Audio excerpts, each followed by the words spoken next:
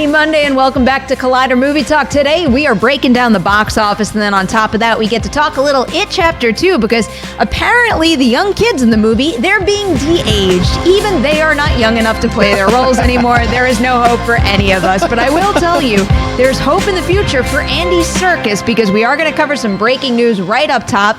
Before we get to that, though, I have to welcome my panelists. I have Haleigh and Rocha on the desk today. Hi. Good Hello. Weekends?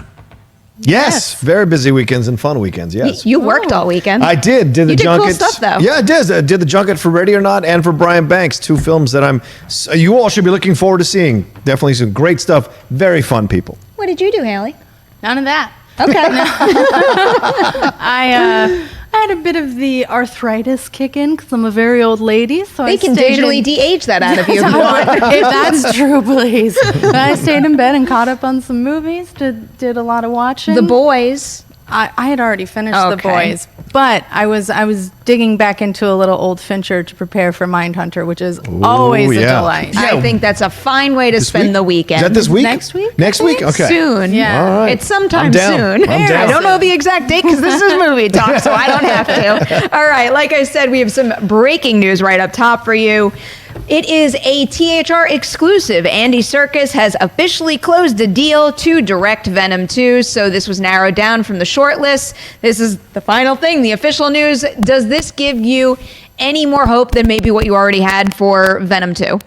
Certainly, yeah. I like the idea of Andy Serkis coming into the situation because of the motion capture experience. A lot of people had issues with that in the first Venom movie. Some of the CGI, some all that stuff didn't quite 100% work for people. I saw that in some of the reviews.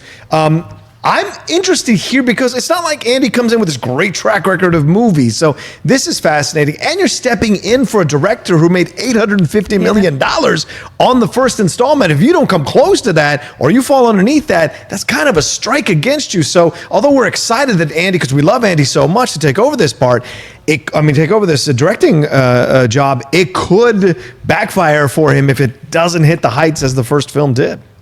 I'm a little conflicted on this because I think that for a lot of people, the first Venom didn't turn out to be exactly what we were hoping for, and yet found something to love in it anyway. Mm-hmm. And part of that was a very unique and sort of hard to put your finger on. You couldn't really plan for it charm that came out of the approach to the material, and I don't know how easy that charm is going to be able to, capture a second time around, regardless of the director, but certainly a director change-up speaks to a different experience, maybe. I don't know. We'll see. You make a great point with the motion capture. That's an up, but I'm not I just feel that what worked in that first Venom was so singular and specific. I don't know how that's going to play in another filmmaker's hands. I also can't entirely wrap my head around Andy Serkis' style as a director, too. When you think about him having directed Breathe and then also Mowgli, it's like they're two completely different movies. And I know he does specialize in visual effects, which should help Venom 2 out quite a bit, but I still don't quite know what to picture beyond what I already got with the first movie. And again, they didn't knock it out of the park. I actually had enough fun with it, but whenever you get another movie, you want to see them improve upon it. So I am rooting for him, but I can't quite picture how he's going to do that. Well, and you look at Deadpool 2, that didn't come in at the same level as people felt about Deadpool 1. Could that repeat itself as well? I don't know. Like you say, he does not come in with an esteemed directorial resume. And I think that you're right, Perri, and that I don't have any idea what his hiring says to speak to the tone or the style or really anything, which is why I can only refer back to that first film and go, can they do that again? I don't can you capture that lightning, that weirdo lightning? The other possibility is that the studio is kind of course correcting because they maybe thought, we made $850 million, but this is not that good of a movie. Right. Maybe we can make a better movie that could make more money if we bring in a director who maybe can bring this thing to life in a different way, in a more cohesive way, so that everyone is happy with it. I don't know. Oh, that's the dream scenario right there. I hope whatever you just said goes out into the ether and it winds up happening. Just saying. Now we have to talk about more movie movies that made a whole ton of money at the box office because it's Monday. So we recap the weekend box office. And of course, Hobbs and Shaw was number one this weekend. It made $60 million. Number two was The Lion King, which made another $38.5 million. Then at number three, we had Once Upon a Time in Hollywood, which made $20 million. Number four went to Spider-Man Far From Home, which took in another $7.9 million.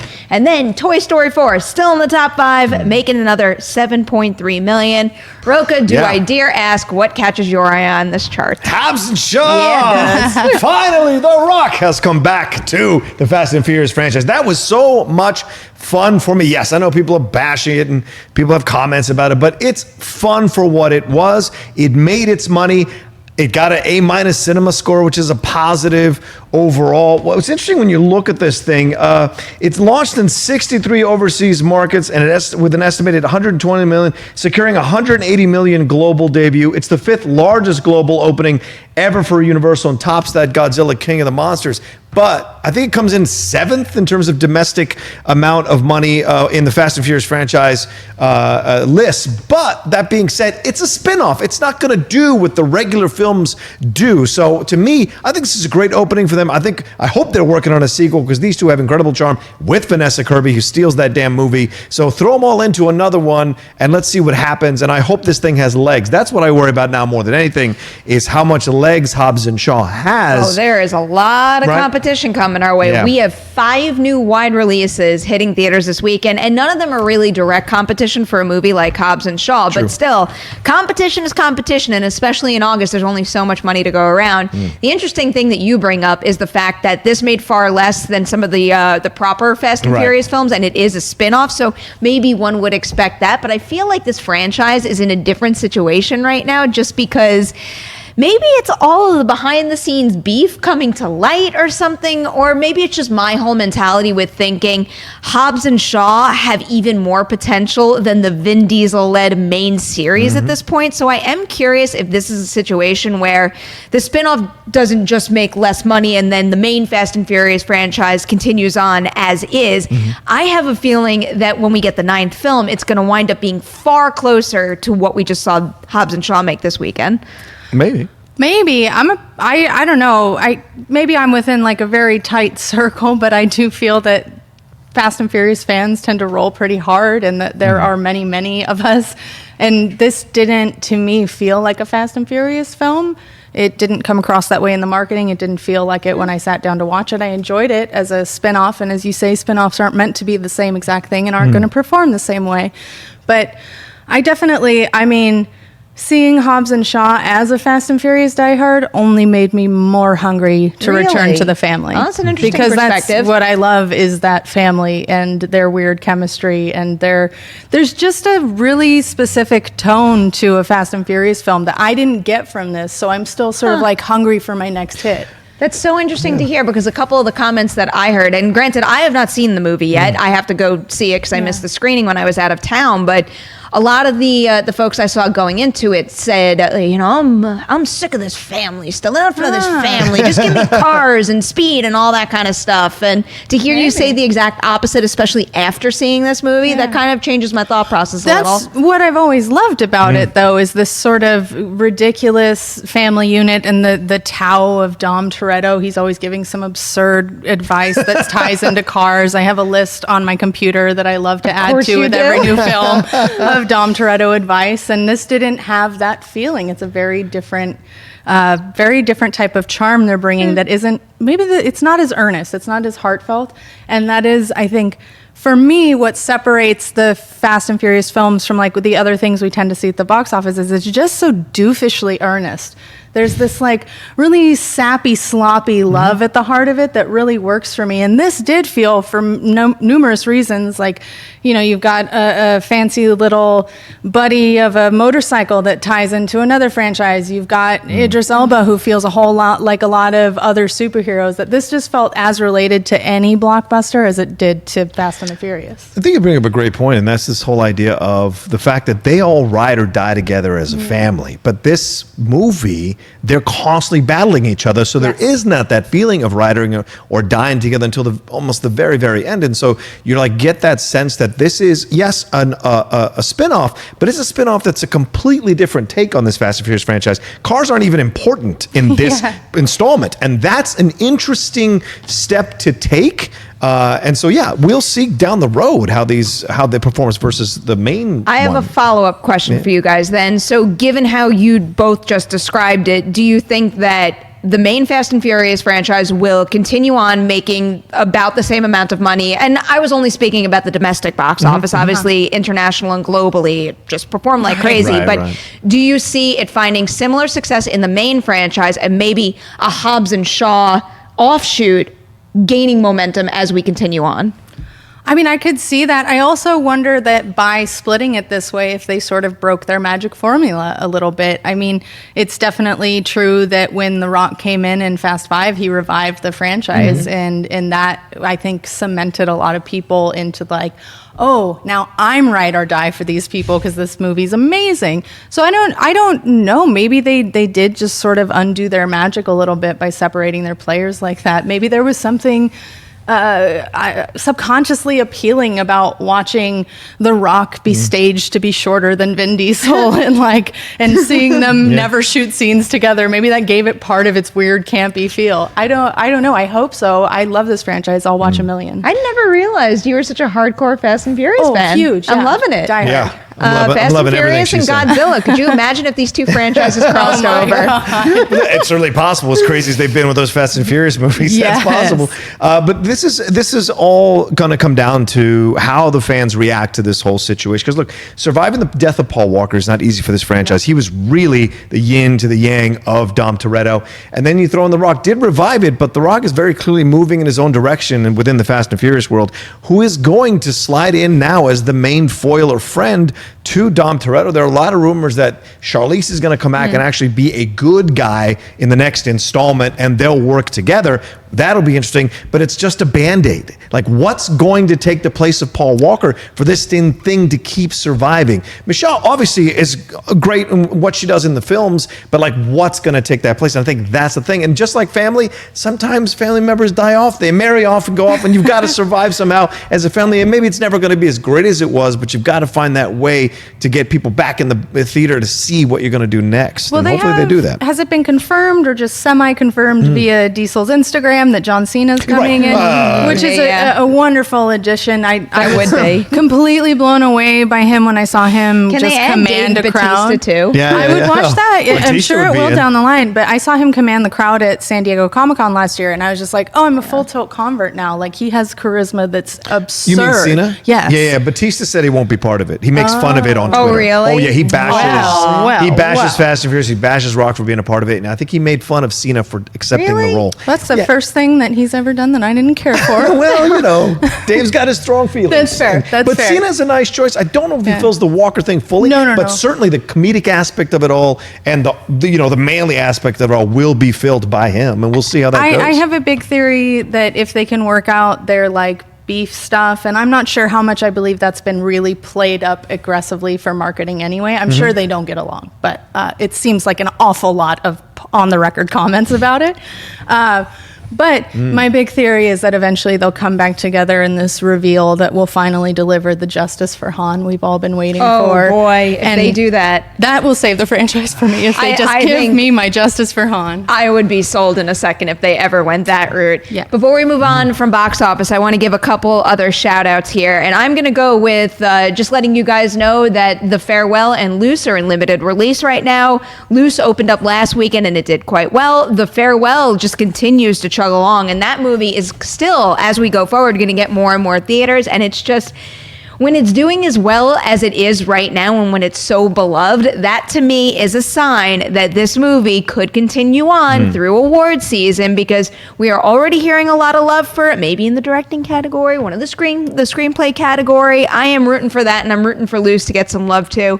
In particular, I might place my bets right now on Octavia Spencer for Best Supporting Actress. I don't know. All right. And really, if it was my personal Oscar picks, she would be on that list right now. But I just have a good feeling that good per theater averages earlier in their runs like this mean there's going to be enough buzz behind them to take them through award season. There is something else you want to highlight that's out right now, Haleigh, right? Yes, in the little specialty box office, and very specialty indeed. It only landed in 2 theaters, The Nightingale by Jennifer Kent, and it didn't gross a ton, but out of 2 theaters, it made a little over $40,000, and it is, I believe, correct me if I'm wrong, Perri, already available on demand VOD style as well. Through IFC Midnight? I think so. That's a good question. I believe that is correct. And if it is not playing, if you're not in one of the 2 towns that have a theater, you should certainly seek it out via streaming, because it's a really special, grueling but moving film.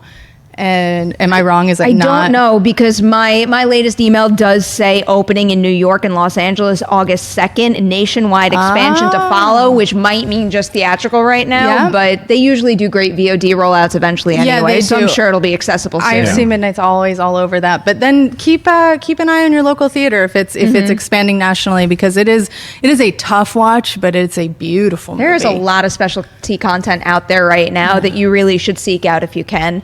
Before we move on to story number 2 today, which of course is that It Chapter 2 update, we have some content on the channel to tell you all about. Like later today, you're getting some Rule of 2. Here's a promo for that. Hey guys, Riley here, and let me tell you about Rule of 2. You looking for a Star Wars fix? Well, Rule of 2 is that show. It drops in on Collider Video's main YouTube channel, as well as on PodcastOne's Jedi Council feed. So go over there, subscribe, share it with your friends. It's hosted by myself and Mark Fernandez. We talk everything in the Star Wars universe with a lot of deep dives and a lot of conversations that go all in. You know what to do. Subscribe, join us there, and rise. Now this is a very cool thing I have to tell you about right now. We are doing a little fan art contest with the folks behind Brightburn. It's called the Band with Brightburn Fan Art Contest. And what's going to happen is go over to Collider.com. You're going to see all the details on how to enter there. But once you have entered, eventually the star of the movie, Jackson A. Dunn, is going to be the one to pick a winner. And he's going to do it on an episode of Comic Book Shopping, which... cool stuff right there. If you're an artist, or even if you're not an artist, who knows what could happen? Go make a picture and send it in. Follow all the rules on Collider.com. All right. Story number 2. I'm so excited. I don't think anything makes me happier than when a Monday episode of Movie Talk is box office and It Chapter 2. So this story, it comes from sci-fi.com, and they picked it up from Total Film. Director Andy Muschietti explained to that outlet that when Stephen King first read the draft for the sequel, he made a few notes and also requested the addition of one all-new scene.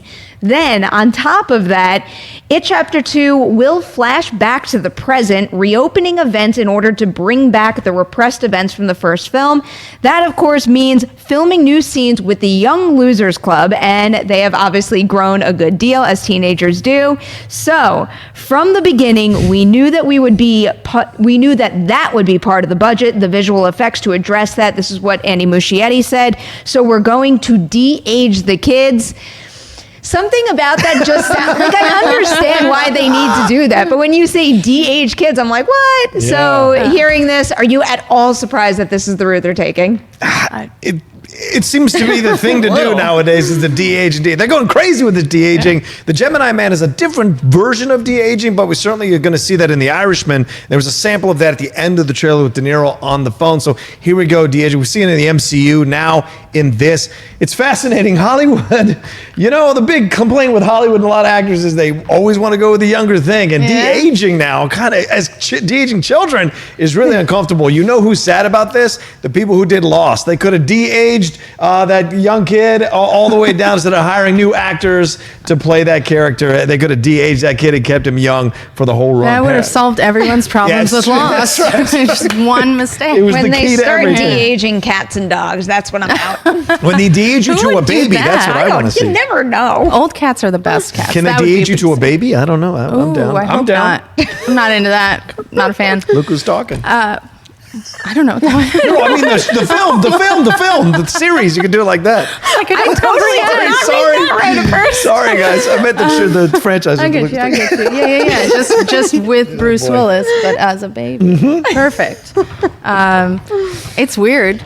it's for sure. It's like you said, it makes sense. But to hear you say de-aging the kids, those words in that order is just hurts the brain a little bit, to be honest. But I have to say, as far as like digital de-aging tech goes, this is one of the more practical applications I've seen of it so far. I'm hoping that it'll be very subtle and not noticeable, because that's the last thing you need distracting you. I mean, and it is generally fairly distracting. They've gotten very good at it, but I don't think they've gotten to they did pretty good with Fury and Captain Marvel. They did, yeah. That actually wasn't too distracting after a while. True.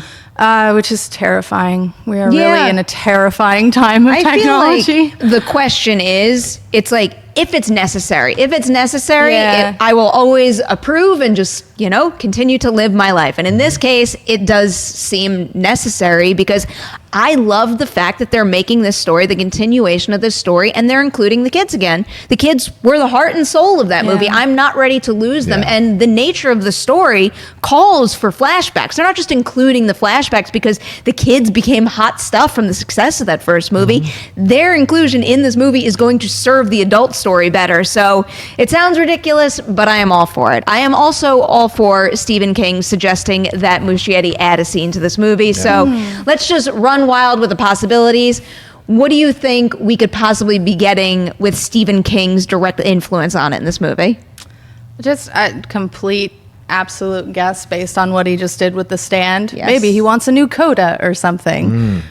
He's clearly like in this time where he wants to revisit some of his best stories and be like, I would do this a little differently. Could you do that for me? I don't know. I think it is like one of the most perfect horror books. Oh, and I so love it. the idea of adding thing, I get a little precious about it, and I'm like, don't you dare.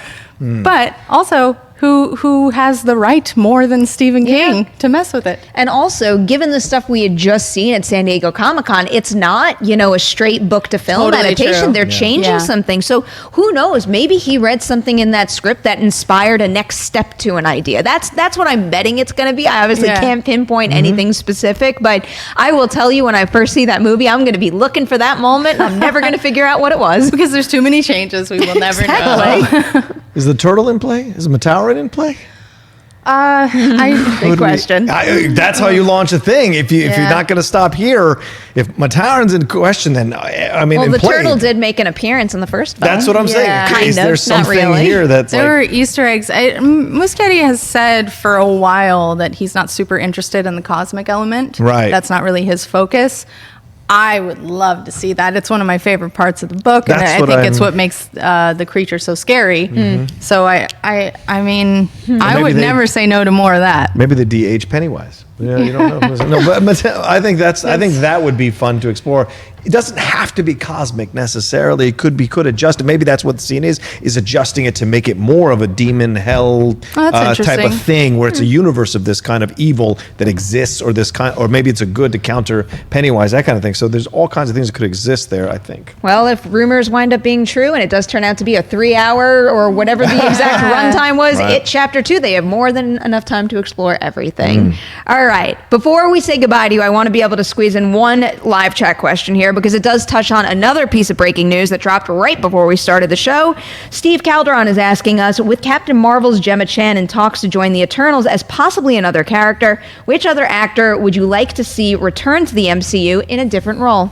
This is a great question. That is a good question. It's great casting news because it is Gemma Chan, and then our own Jeff Snyder also broke the news that, get ready for it, I'm not going to say it the way I used to, Barry Keoghan. That's Barry Keoghan. Nice. He is also apparently in talks to join the Eternals as well. And if you are not familiar with him, there's just a laundry list of things that you should watch him in at this point. Dunkirk obviously comes to mind. And, oh my God, the spaghetti scene. Why is that escaping my mind right now? Killing of a Sacred Deer. Thank you. Watch Killing of a Sacred Deer as well. But anyway. And learn to hate spaghetti more than you thought was possible. You really have no idea until you've seen that moment. Yeah. If you could recast anybody in the MCU, who would it be?